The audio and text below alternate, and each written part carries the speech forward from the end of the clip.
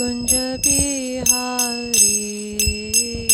Jaya Radha Madhava Jaya Kunja Bihari Jaya Gopi Janavapa Jaya Girivaradhari Jaya Girivaradhari Jaya Gopi Janavapa Jaya Girivaradhari Jaya Girivaradhari Jaya Gopi Janavallabha Jaya Girivaradhari Jaya Girivaradhari Jaya Gopi Janavallabha Jaya Girivaradhari Jaya Girivaradhari Jaya Yashodanandana Jaya Brajajanranjana Jaya Yashodanandana Jaya Brajajanranjana Jaya Yashodanandana Jaya Brajajanranjana Jaya Yashodanandana Jaya Brajajanranjana Jaya Yamuna Tirupanachaри Jaya Kunja Bihari Jaya Kunja Bihari Jaya Yamuna Tirupanachari Jaya Kunja Bihari Jaya Kunja Bihari Jaya Yamuna Tirupanachari Jaya Kunja Bihari Jaya Kunja Bihari Jaya Yamuna Tirupanachari Jaya Kunja Bihari Jaya Kunja Bihari Jaya Radha Madhava Jaya Kunja Bihari Jaya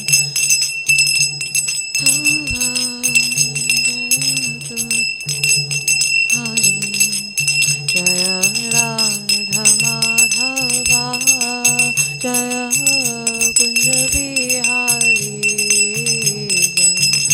Jaya Jaya Kunja Bihari Jaya Shri Krishna Chaitanya Prabhu Nityananda Shri Advaita Gadadhar Shrivasadi Gaura Bhakta Vrinda Krishna Chaitanya Prabhu Nityananda Shri Advaita Gadadhar Shrivasadi Gaura Bhakta Vrinda Hare Krishna Krishna Krishna Hare Hare Hare Rama Rama Rama Hare Hare Hare Krishna Krishna Krishna Hare Hare Hare Rama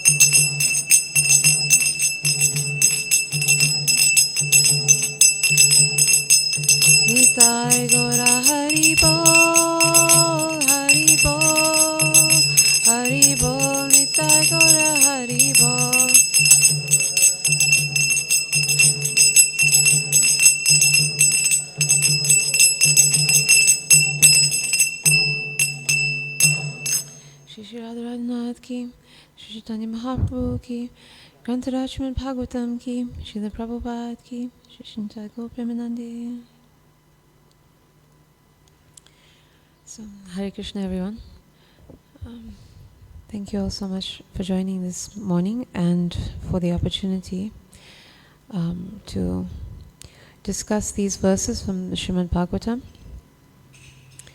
Today we're reading from Canto 4, Chapter 16, which is called Praise of King Prithu by the professional reciters. And we're going to be reading text 12 and 13 because there isn't a purport for text 12. So I'll read text 12 first and then we'll all read text 13 together. Om Namo Bhagavate Vasudevaya.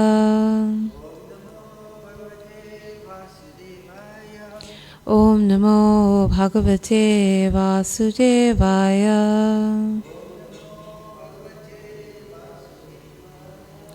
Om Namo Bhagavate Vasudevaya.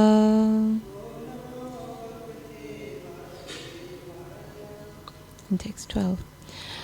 Antar Bahishya Bhutanang Pashyan Karmani Charanai Udasina Ivadyaksho Vayur Atmaiva Dehinam. And the translation is, King Prithu will be able to see all the internal and external activities of every one of his citizens. Still, no one will be able to know his system of espionage, and he himself will remain neutral regarding all matters of glorification or vilification paid to him. He will be exactly like air, the life force within the body, which is exhibited internally and externally, but is always neutral to all affairs. Text 13. Nadandhyang dandayati esha sutam atma dvisham api dandayati atmajam api dandhyang dharma pate sitaha. And the translation is, since this king will always remain on the path of piety, he will be neutral to both his son and the son of his enemy. If the son of his enemy is not punishable, he will not punish him. But if his own son is punishable, he will immediately punish him. So we'll read word for word. Nadhandyang dandayati esha sutam atma dvisham api dandayati atmajam api dandyang dharma pate sitaha. Then line by line.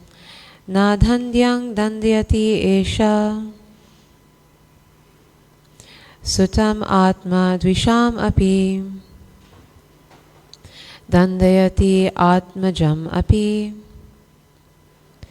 dandyang dharma pate sitaha.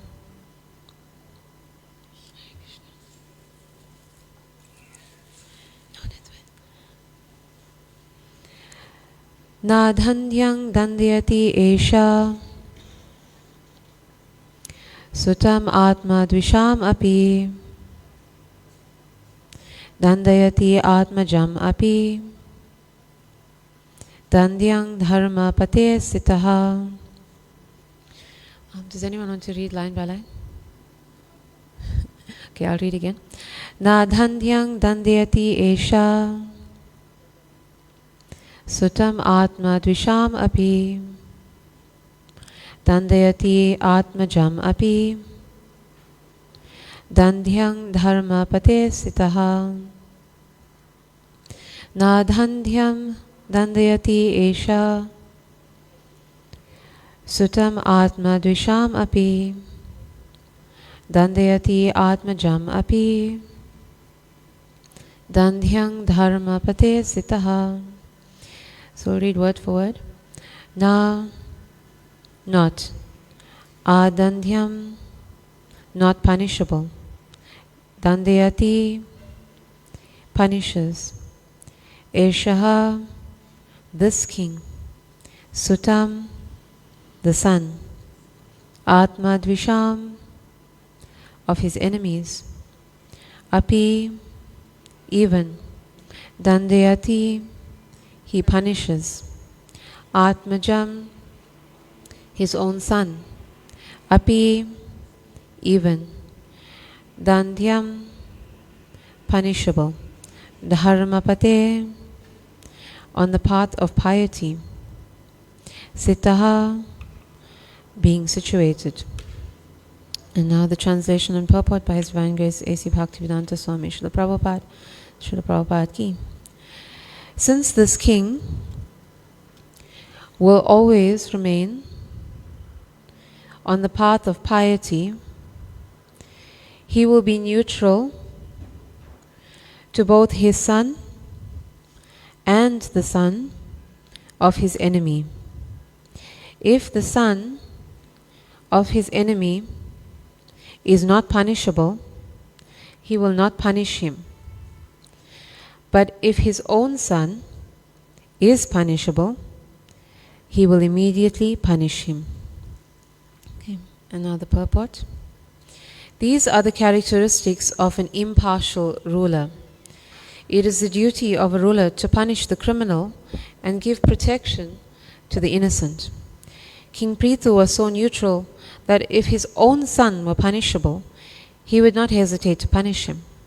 On the other hand, if the son of his enemy were innocent, he would not engage in some intrigue in order to punish him. Om Jnananjamirandasya Gyanangana Shalakaya Chakshurun Militam Yena Tasmai Shri Guruve Namaha Shri Chaitanya Manobhishtam Stapitam Yena Bhutale Swayam Rupa Kadamahyam Dadati Swapadantikam Nama Om Vishnu Padaya Krishna Prastaya Bhutale Srimate Bhaktivedanta Swamin Iti Namine Namaste Saraswati Deve Gauravani Pacharine Nirvishesha Shunyavari Paschatya Deshadarine Jai Shri Krishna Chaitanya Prabhu Nityananda Shri Advaita Gadadhar Shivasari Gaura Bhaktivinoda Hare Krishna Krishna Krishna Hare Hare Hare Rama Rama Rama Hare Hare Panchakalpatarubhyascha Kripa Sindhubhya Evacha Patitanam Pavanebhyo Vaishnavebhyo Namo Namaha. So thank you all for this opportunity to discuss these verses from Srimad Bhagavatam. And I pray for all your blessings to do justice to this class this morning, so that we can have a better understanding of the Lord's activities and His glories. So, we've been reading this very wonderful series of verses that have been describing the qualities of Maharaj Prithu.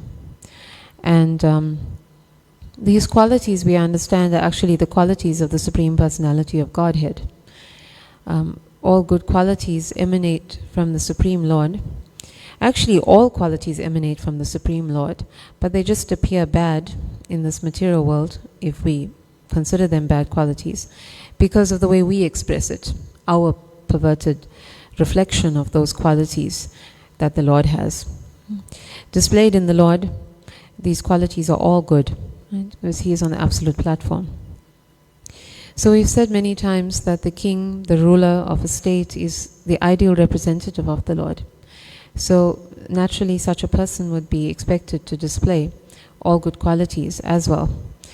And we said that this is very important in regard to the maintenance of all citizens, because the Lord is the ultimate maintainer of all beings, and so the king should be the maintainer of all citizens within his jurisdiction, and that includes even the animals, the birds, the aquatics, the plants and trees.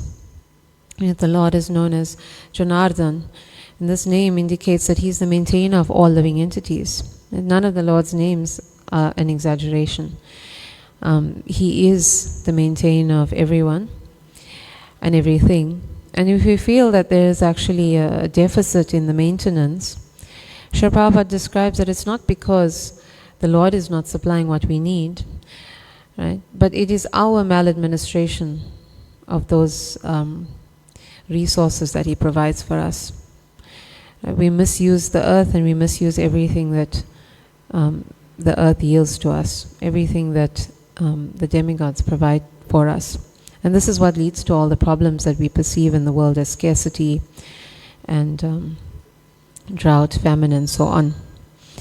So the ideal ruler, though, manages everything perfectly, just as the Supreme Lord would do. And so they make sure that everyone is taken care of on a complete level of neutrality, something that I think we don't really experience that much in this world, to the degree that the king would consider his own son and the son of his enemy to be on the same level. It's pretty extraordinary in today's standards, where it's the complete opposite. Another one of the amazing qualities of an ideal ruler we're reading here is his system of espionage. I'm sure we weren't expecting that among the qualities of an ideal ruler, that he's able to see every activity of every citizen. Pashyan karmani charanai. Pashyan is the ability to observe the activities, karmani charanai, by espionage. So it sounds very cloak and dagger. It's a little bit like we could imagine Big Brother is watching. And this is not for the millennials, it's not some harmless TV show, right? The concept is a little more sinister.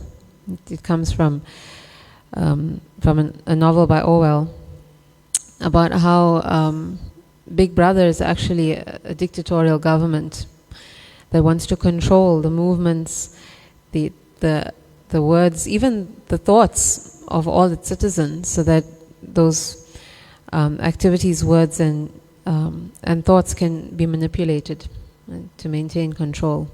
That's actually where the term came from. Big Brother is watching. So obviously this is used to manipulate or coerce or even force people into submission. And if they won't agree, then just to get rid of them, basically. So that kind of pervasive monitoring of one's life in order to control one, that's the fear of many people. And this is because, of course, considering how we can't find ideal rulers in this age, such power will definitely be misused. Right? It'll be used against people. And that's why everyone is so afraid of this concept of being monitored all the time, being watched. So Orwell, he had a very good point in that, because to lead to this kind of surveillance, there will be travesties of justice. There will be the downfall of freedom. There will be many horrible consequences. But this verse is not referring to that kind of nightmare rulership or that kind of nightmare government at all. And we understand it from the wording in the verse. It says that even though King Prithu has these kind of powers of Big Brother, but he remains completely neutral. Completely neutral. He doesn't care about his own glorification or vilification. So he's not interested in using those powers to know whether people are on his side or whether they're against him, so that conceivably he could get rid of them if they're against him and promote them if they're on his side. King Prithu will be able to see all the internal and external activities of every one of his citizens, and he himself will remain neutral regarding all matters of glorification or vilification paid to him. So this is his extraordinary level of neutrality, something again we've highlighted in the following verse about how he doesn't consider even his family members any special to anyone else. He has absolutely no partiality at all. And it's significant to mention sons in particular because generally sons are extremely dear to a father. Shri Shri Radharadhanath ki, Shri Chaitanya Mahaprabhu ki, Srila Giraj Govardhan Hari ki, Srila Prabhupada ki. So, Radha King Prithu will be exactly like the air, right? That is exhibited internally and externally, but is always neutral to all affairs, right? To everything that happens. So this is the platform of someone who has reached the level of Brahma Bhuta. We remember from Bhagavad Gita as it is, from chapter 18, Brahma Bhuta Prasannatma na shochati na kangshati. Such a person is not lamenting, they're not desiring to have everything. Sama sarveshu bhuteshu. They are equal to every living entity. Mad bhaktim labhate param. And this is the state of somebody who can achieve pure devotional service. So we can understand that this quality is therefore essential for spiritual people, but also for leaders. And Maharaj Prithu has been described up to this point as an extremely advanced spiritual person.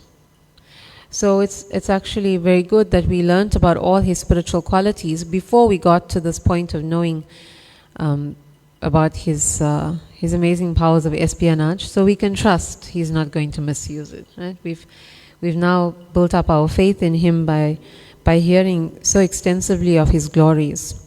So we know that he's such an advanced personality that he is not going to misuse this ability at all. So Prithu Maharaj's character has inspired faith in us that he will utilize this actually for the benefit of all beings, as the Supreme Lord does.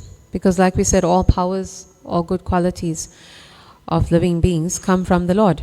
So the Lord also has this ability to observe the activities of every living being. Every being everywhere. Upadarashtanu mantacha bharta bhokta maheshwaraham paramatmeti chapiyukta dehesmin purushaha paraha. Yet in this body there is another, a transcendental enjoyer, who is the Lord, the Supreme Proprietor, who exists as the overseer and the permitter, overseeing everything and permitting everything, and who is known as the Super Soul. It's chapter 13 of Bhagavad Gita. So Krishna starts this verse by saying, yet there is another. So another in addition to what? Another in addition to the soul. And so we are all the tiny infinitesimal spirit souls called the Atma. But along with us, this another, this transcendental enjoyer, is the Supreme Soul, the Param Atma. And Para means the Supreme, the Greater, the Lord. So these two souls are residing in the body at any given time. And in the same way that the small soul, right, the tiny Atma, pervades the whole body, such that if somebody hurts even the tip of your toe, you'll feel it. The Supreme Soul is pervading the entire creation, and he is aware of everything in creation, just like you're aware of everything in your body, right, at least under normal circumstances.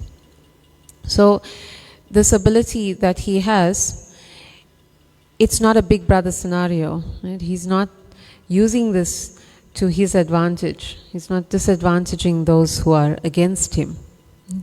It's actually the opposite, that he's maintaining such a state of neutrality. The Shvetashvatara Upanishad explains the very nice analogy that it's like two birds sitting on a tree. It's a very famous analogy. And that the one bird is doing as he or she likes, eating of the fruit and enjoying those fruits or suffering for those fruits. And the other bird, the Supreme Soul, is just watching, is just witnessing, right, with no judgment, with complete neutrality. That's the position of the Super Soul. He's not trying to stop the other bird, trying to stop the soul, to make the soul do as he wants, right? As the Super Soul wants. This is not This is not the role of the super soul. It's actually described here that he's the permitter. He allows us to do as we want, but of course within our karma. Right? So we understand then that since we influence our karma, we are the ones who cause things to happen. It means that it's the exact opposite of Big Brother. It means that we are being allowed to use our independence without the influence of the super soul. That is his mercy on us, that he respects our independence in this way. So then we may ask, so why is he there with us? And why is the super soul just there to see us engage in all these activities? So inherently the reason is in two parts, but they're actually connected. And it's because primarily, although we have that independence, we don't know what to do with it. We don't know what's good for us. And connected to that independence is that we have an intrinsic nature as servants, Srila Prabhupada describes. And we're in that role perpetually. And if we're not utilizing that service, we're not utilizing that independence to use our ability to serve for Krishna, then we'll use it to serve something else. And how that happens without the guidance of the super soul, it depends on many factors. Right? But in particular, we become slaves to our senses. Right? This is something that is perceivable to everybody. What the tongue wants to taste, we immediately pursue. What the eyes want to see, we look at. What the ears want to hear. Everybody is following this. Nobody is actually the master of their senses, right? No matter how much independence we think we have. It's actually complete slavery. And it drives us to do sometimes quite crazy things under the influence of the senses. Because as soon as we're pursuing something, our intelligence switches off. Or the intelligence follows the dictates of the senses. Nobody who's following the senses is actually thinking about this rationally. Right? So we've said many times, people only think afterwards. What was I thinking when I did that? Okay. You weren't thinking, generally. So there isn't any real independence there. And what about when we try to conform to the opinions of others, or we try to follow what others do? Right? Sometimes it leads us to pursuing a lifestyle or a life plan that's untenable, that's damaging, that's unsustainable, that's vacuous, that actually makes us miserable. That's actually the reality of most people in the world. Trying to achieve something that everyone else has, or trying to do something that everyone else is doing. That's also a slavery of sorts. And we don't actually think about whether it's good for us. The fact that somebody else has it and appears to be enjoying it, we think that it should be good. And then we're slaves to the new age demons, and advertising and media. That dictates so much. It dictates everything that we say, do, even think or feel. It influences us to such an extraordinary level. There's an endless media stream that is influencing us all the time. And it is pretty much all pervasive. We may not have the media watching our every move yet, but we have it in the most intimate of places, in our heads. And we're so influenced in this way. Right? It's so scary actually that we may not even know how much of our feelings towards things are actually our own, and what's been influenced, right, by those, by the media, by those who we're competing with, by our senses. Right? We don't know where we begin and everything else stops. So this is our state of so-called independence right now. It's actually much more scary than Big Brother, and it's it's reality. It's reality that everybody accepts as normal. And it's accepted as normal. So what's actually supposed to happen, of course, is that we're supposed to be educated to be, right, independent thinkers. But like Prabhupada cautioned us so many times, the education system is actually, it's creating consumers. It's creating us to actually be a part of this great machine. It doesn't encourage us to step out of it, see the reality of it, pursue a goal that's outside of it. Everything is orientated towards materialistic goals, which we're sort of led to believe that you should attain at all costs, right? And basically, nobody questions whether this is good for us or not. And it's a complete contradiction to the Vedic model of schooling, which actually teaches from the beginning about the non-permanence of material things. And while training one to live in this world, it's preparing one to ultimately get liberation from this world. That's what the Vedic model of schooling is. And that's the reason why the students went to live with the spiritual master, to live simply, to learn the ideals of discipline, self-control, to learn about the temporary nature of the world, to learn spiritual values and how to practice those values, right? To live essentially a spiritual life even while carrying out all material duties. This is the ideal. That is the king of education. That's Rajavidya.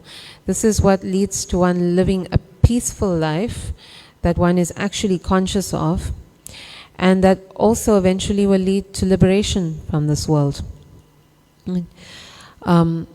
Liberation from the senses and the mind, all their dictates, even while we're in this body. Liberation from being turned into a consumer bot. Liberation from all the suffering that this leads to. Because no matter how much we chase ideals outside of ourselves, nobody is actually happy. Everything is a constant series of hankering, wanting something that we don't have, or lamenting for what we've lost. And that's why in particular the verse that describes the Brahma Bhuta platform explains that the person situated on this platform has no more hankering and no more lamenting. Because once that stops, your misery stops. That's the end of material suffering. So we may not have a choice to go through the education system, but we also have to develop our spiritual education and values at the same time, so that we don't suffer the damage of that system. Right? That's upon us. So that we don't get manipulated in this way. Right? For this constant competition to eat this, to go here, to see this, to be there, to be seen, to make ourselves seen. Right? The sad part is that along with this series of events, even if someone tries to explore spirituality, the consumerism affects that as well. And we get the kind of quick fix DIY spirituality that people pursue, where we think that if we meditate for a little bit, few minutes a day, we can actually be considered a yogi. Right? And we can understand after reading the 6th chapter of Bhagavad Gita how that's no way possible. How if we are into things like maybe tarot card readings or astrology, it's a spiritual activity. How if we Google a mantra and we get some advice on a social media forum about how to chant it and what to do with it, then we should get some results. This is actually what's going on these days. This is what spirituality is thought of. Dressing a little differently, speaking a little differently, eating a little differently, you're a spiritualist. Right? This is kind of the mentality. So Srila Prabhupada called this cheating in the name of religion or cheating in the name of spirituality, because people kind of want to escape or avoid organized religion by engaging in this kind of spiritual practices. And maybe they have a legitimate reason, right? They've had some bad experience. But it doesn't mean that we overcome those pitfalls of religion by then engaging in completely disorganized spiritual practices. We don't correct one wrong with another wrong. It's the same way that you wouldn't get, if you had a bad experience at university, you wouldn't then go to a completely unstructured education program, get an opinion from this person, I'd read a book here, and then try and get a degree equivalent to the one at university. Right? We wouldn't do that. So by trying to escape the problems that there may be with organized religion by doing spirituality on our own terms, we can't expect to get any real tangible spiritual results. That's the bottom line. So we have to understand that that spiritual life must be taken as seriously as our material education, because our material education is preparing us for, if we're lucky, another 60 years or so. But your spiritual life it's preparing you for eternity. That's a very long time. So we have to take proper guidance the same way that we would take proper guidance in material education, and that guidance will make sure that we're not living our lives or making our choices based on those outside influences, right? Those influences of society or advertising or the media or even of our own senses, right? Which we've understood by now don't really consider intelligence in their choices. And the senses are not asking the intelligence for its opinion on what they want. Right? So that guidance that we get, Krishna explained, should be from a self-realized soul who has seen the truth. Tadvidi pranipatena pariprashnena sevaya upadekshanti te jnanam jnanena sattva darshanaha. Just try to learn the truth by approaching a spiritual master. Inquire from him submissively and render service to him. The self-realized souls can impart transcendental knowledge unto you because they have seen the truth. So now here's more concepts that may scare people. Submission, and humbly submitting to an authority, right? When they think that this is quite a terrifying prospect. But we've said already that we're blindly following so many other things that are bad for us. We're blindly following the senses into health problems, right? You follow the tongue into cholesterol. We're blindly following the neighbors who have a new car into buying one that we can't really afford, and then we have to work a bit harder for it. And we can fill in the rest. And so rather we should take the guidance of a recognized or an authorized authority in spiritual life and apply the same submission and the same following to that person, and then we'll see what kind of spiritual results we get from there. Right? This person, this authorized personality, a true spiritual master, is an external representation of the Supersoul. By their spiritual qualification, they're able to guide us from without of what we need to know from the Supersoul within. That's the importance.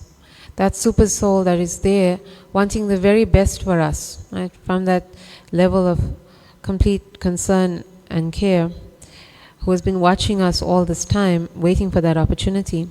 The spiritual master is the external representation of that personality.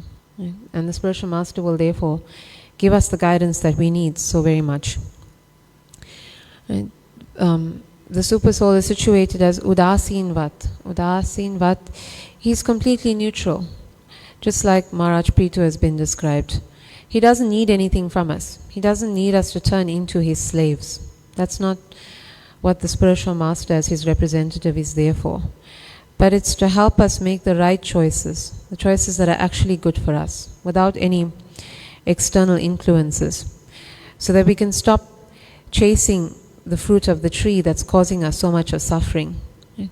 Because ultimately it's all suffering, even if we think that it's enjoyment. Right? When that enjoyment ends, then what does it cause us? Suffering. lamenting that it's over and hankering for it to happen again, that constant state. So for us to reach that stillness, to stop chasing those fruits, it's very rare.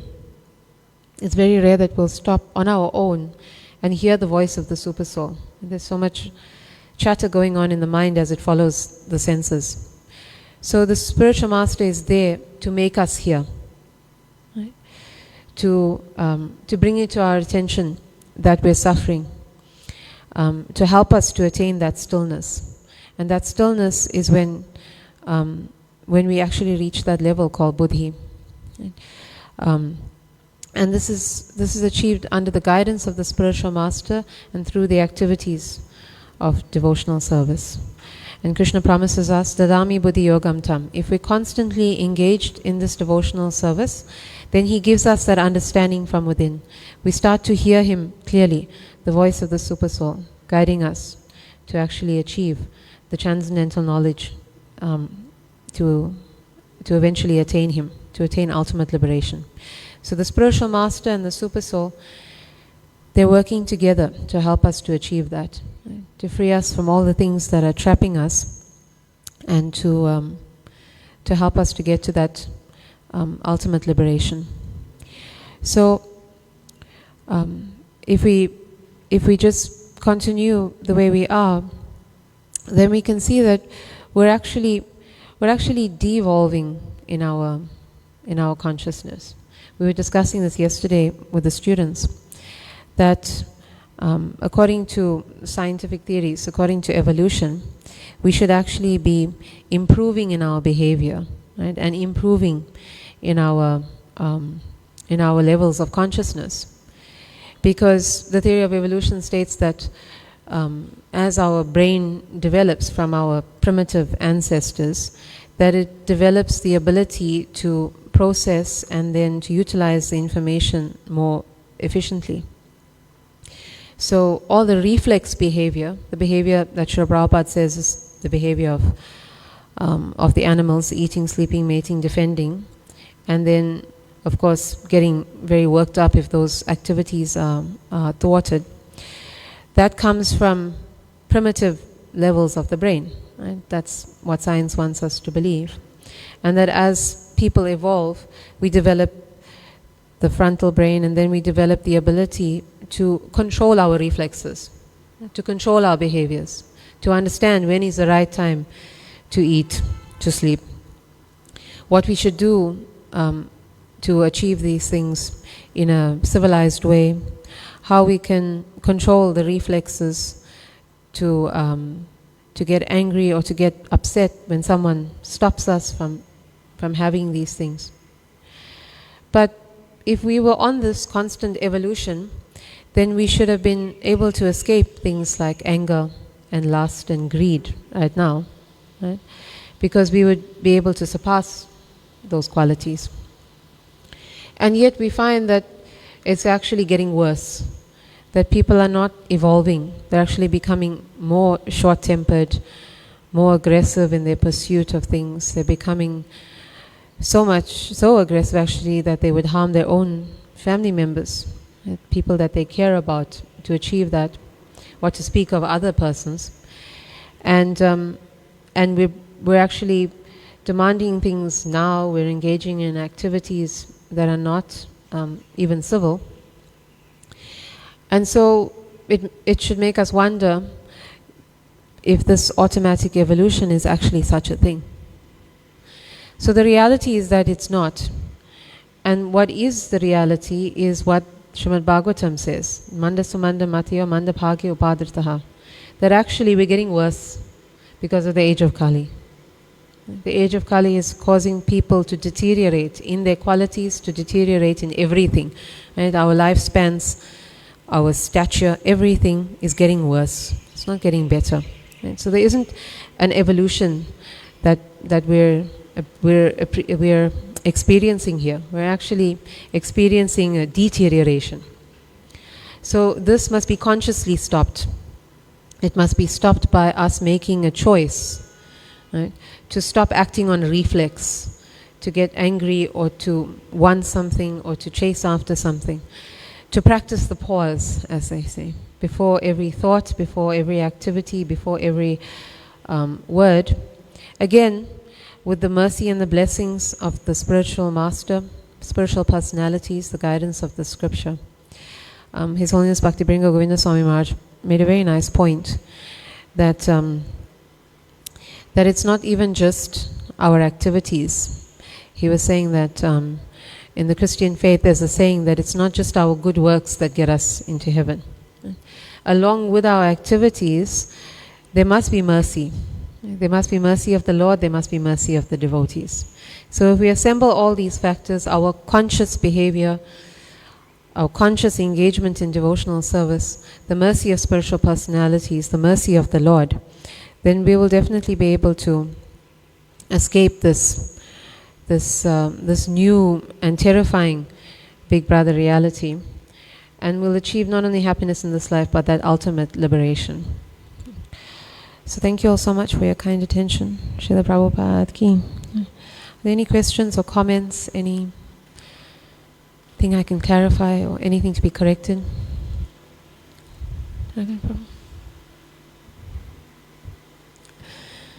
Okay.